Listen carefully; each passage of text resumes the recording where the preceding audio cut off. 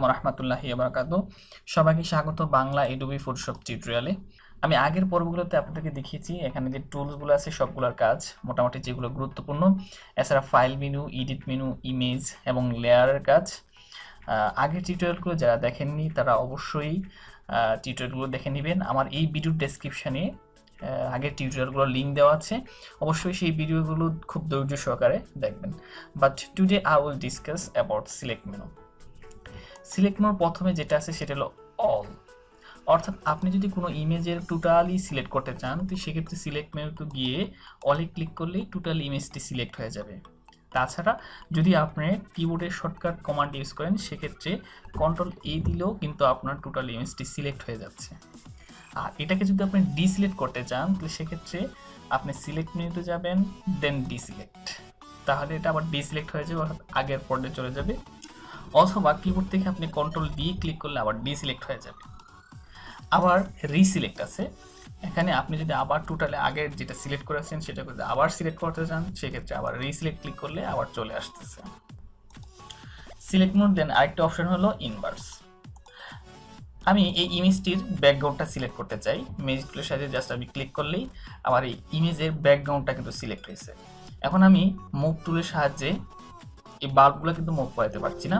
এখন আমি যদি চাই যে না আমি এই বাল্বগুলোকে সিলেক্ট করতে চাই তো সেক্ষেত্রে আমি শুধুমাত্র সিলেক্ট মেনুতে যাব, ইনভার্স করে দিলেই আমার এতক্ষণ পর্যন্ত বাল্বগুলো সিলেক্ট ছিল না, ব্যাকগ্রাউন্ড সিলেক্ট ছিল, কিন্তু যখন আমি ইনভার্স করে দিয়েছি এখন বাল্বগুলো সিলেক্ট হয়ে গিয়েছে।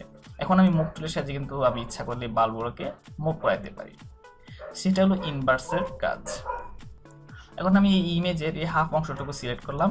এখন আমি চাচ্ছি যে না ঠিক এই নিচে যে অংশটি সিলেক্ট করা হয়নি সেই অংশটি সিলেক্ট করতে চাই, জাস্ট আমি সিলেক্ট মেনুতে যাব, ইনভার্সে ক্লিক করলে দেখুন কিন্তু যে অংশটি আগে সিলেক্ট করা হয়নি সেটি সিলেক্ট হয়ে গেছে, সেটা হলো ইনভার্সের কাজ। দেন সিলেক্ট মেনুর আরেকটি ইম্পর্টেন্ট কাজ হলো কালার রেঞ্জ। কালার রেঞ্জের সাহায্যে আমি কিন্তু এখান থেকে যেমন এখানে অনেকগুলো স্যাম্পল আছে, যেমন রেড, আমি যদি রেড ক্লিক করি তাহলে আমার এখানে ইমেজের মধ্যে যে রেড কালারটি আছে সেই কালারটি সিলেক্ট হয়ে যাবে। দেখেন এখানে যে রেড কালারগুলো ছিল সেটা সিলেক্ট হয়ে গিয়েছে। আমার এই ইমেজে কিছু কিছু রেড কালার ছিল, এই জন্য এই অংশটুকু কিন্তু সিলেক্ট হয়ে গিয়েছে। এমনিভাবে আমরা যদি ইউলো কালারকে সিলেক্ট করি এখানে ইউলো কালারটি সিলেক্ট হয়ে যাবে। এবং এই সিলেক্ট মেনু কালার রেঞ্জের মধ্যে দেখা যাচ্ছে যে এখানে আরো অনেকগুলো কালার আছে। এখন এমন কিছু কালার আছে যে কালারটা এখানে নাই, সেক্ষেত্রে আপনি কি করবেন সেটা আপনাদেরকে দেখাচ্ছি আমি।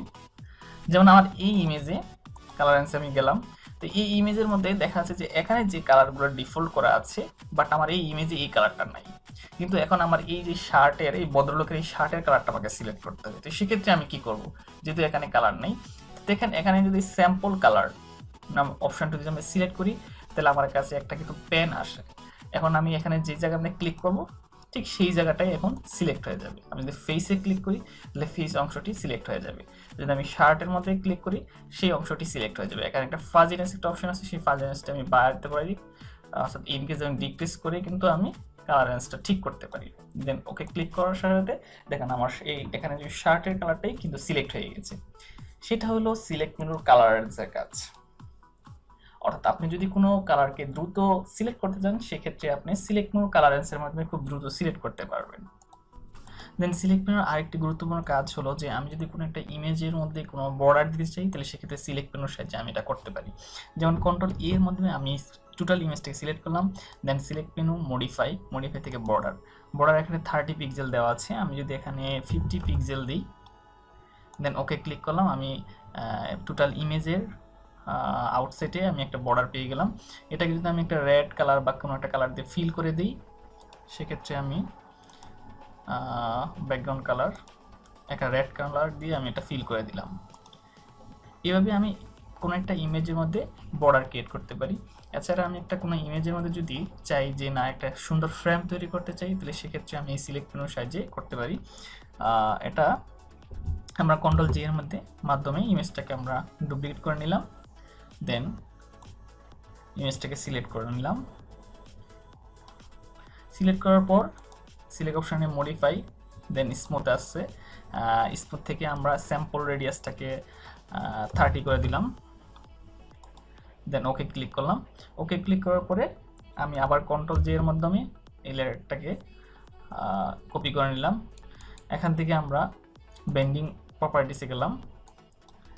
আমরা যদি এখানে কোনো স্ট্রেইন দিতে চাই, স্ট্রোক দিতে চাই, স্ট্রোকটাকে আমি ইনক্রিজ করে দিলাম। যদি আমি অন্য কোনো কালারের স্ট্রোক দিতে চাই, যেমন সাপোজ আমি এই কালারের স্ট্রোক দিতে চাই, করলাম ডপ শ্যাডো ব্ল্যাক।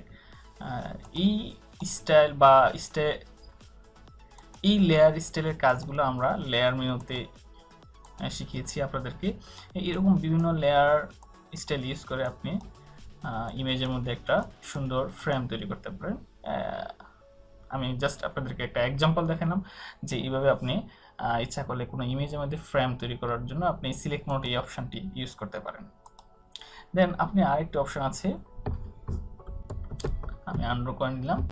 দেন সিলেক্ট মেনু থেকে আপনি যদি কোনো এক্সপান্ড করতে চান, যদি আপনি সিলেক্ট অপশনটি আরও বড় করতে চান, সেক্ষেত্রে এক্সপার্ট অপশনটি ইউজ করতে পারেন। এখানে আমি যদি 20 পিক্সেল দিয়ে দেই, সেক্ষেত্রে দেখেন আগে থেকে একটু সিলেক্টটা একটু এক্সপান্ড হয়েছে। আর আমি যদি এটাকে আর একটু কম্প্রেস করতে চাই, কন্ট্রাক্ট করতে চাই, সেক্ষেত্রে আপনি এখান থেকে যদি আপনি 20 পিক্সেল দিলাম, দেন আগ থেকে আবার কিন্তু এটা আবার ছোট হয়ে গিয়েছে। এটা হলো সিলেক্ট মেনুর মডিফায়ার কাজ। এই মডিফায়ার মাধ্যমে আপনি বিভিন্ন রকম ফ্রেম বা কোনো ইমেজে বর্ডার ক্রিয়েট করতে পারেন। সিলেক্ট মেনুর আরেকটি কাজ হলো ট্রান্সফর্ম সিলেকশন। যদি এটা ডিসেবল আছে, যেহেতু আমি সিলেক্ট করি নাই, তো আমি এখানে ম্যাগনেটিক লেসার টুলের সাহায্যে আমি এই কার্ডটাকে সিলেক্ট করছি খুব দ্রুত। এখন এই কার্ডটি টোটালি সিলেক্ট হয়ে গেল। আমি কিন্তু এখন এটাকে আর মুভ করতে পারছি না, যেটুকু সিলেক্ট হয়েছে ঠিক ততটুকু সিলেক্ট থাকবে। কিন্তু আমি যদি এটাকে ট্রান্সফার সিলেক্ট করি, অর্থাৎ সিলেক্ট মেনুতে যাব, ট্রান্সফার সিলেক্ট দিব, এখন কিন্তু আমি এই সিলেক্টটাকে আমি ইচ্ছা করে বড় এবং ছোট করতে পারবো। অর্থাৎ কোনো অংশ সিলেক্ট করার পরে আপনি যদি এই সিলেক্টটা প্রয়োজন মনে করেন যে একটু বড়, অর্থাৎ ইনক্রিজ অথবা ডিক্রিজ করবেন, তো সেক্ষেত্রে আপনি সিলেক্ট মেনুর এই ট্রান্সফর্ম অপশনটি ক্লিক করবেন। তাহলে আপনি যতটুকু সিলেক্ট করছেন সেটাকে আপনারা আবার মডিফাই করতে পারবেন। সেটা হলো সিলেক্ট মেনুর ট্রান্সফর্মের কাজ। ভিউয়ার্স, এখন আমি আপনাদের সিলেকশন মেনুর একটি গুরুত্বপূর্ণ কাজ শেখাবো। ধরুন আপনি এই গাড়িটি খুব নিখুঁতভাবে সিলেক্ট করেছেন, যদিও আমি খুব নিখুঁতভাবে সিলেক্ট করিনি।